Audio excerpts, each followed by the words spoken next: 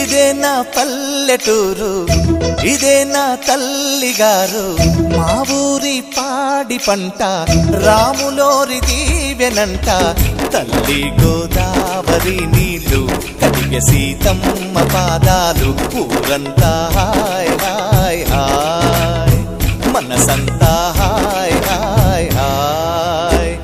ఇదే నా పల్లెటూరు, ఇదే నా తల్లిగారు, మా ఊరి పాడి పంట రాములోరి దీవెనంట.